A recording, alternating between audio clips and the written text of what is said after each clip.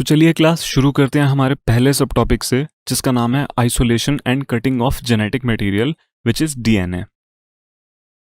Class हम सब जानते हैं कि न्यूक्लिक एसिड विदाउट डाउट सब ऑर्गेनिजम्स की लाइफ फॉर्म को कॉन्स्टिट्यूट करता है। ज़्यादातर ऑर्गेनिजम्स में ये न्यूक्लिक एसिड डीएनए होता है।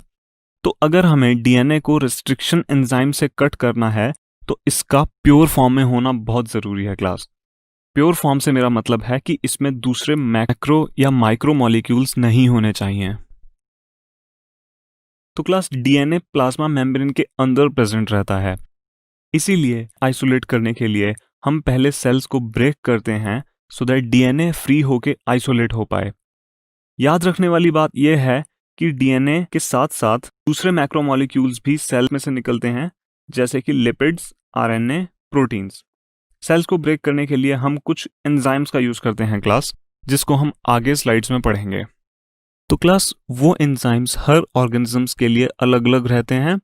बैक्टीरियल सेल्स के लिए हम यूज करते हैं लाइसोजाइम, प्लांट सेल्स के लिए हम यूज करते हैं सेल्यूलेज, और फंगल सेल्स के लिए हम यूज करते हैं काइटिनेज। इन सब की मदद से हम इन ऑर्गेनिजम्स के सेल्स को ब्रेक कर सकते हैं और इनके अंदर से फ्री डीएनए और मैक्रोमॉलिक्यूल्स को निकाल सकते हैं। लेकिन क्लास हमें तो सिर्फ डीएनए से मतलब है, क्योंकि डीएनए ही आगे यूज होगा रिकॉम्बिनेंट डीएनए टेक्नोलॉजी के लिए। तो अब डीएनए को छोड़ के जो दूसरे मॉलिक्यूल्स होते हैं, जैसे कि प्रोटीन्स लाइक हिस्टोन, को डिसॉल्व या हटाने के लिए हम यूज करते हैं प्रोटीएज को।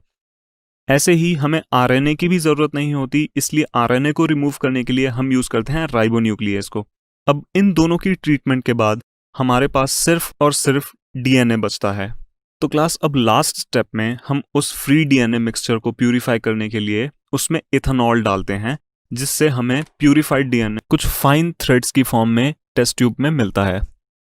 ये जो पिक्चर आप देख रहे हो क्लास, ये 100% प्योर डीएनए है। तो क्लास अब उस डीएनए को स्पेसिफिक एंड डिजायर्ड साइट से कट करने के लिए हम रिस्ट्रिक्शन एंजाइम्स का यूज करते हैं। रिस्ट्रिक्शन एंजाइम्स के बारे में हम पहले जान चुके हैं।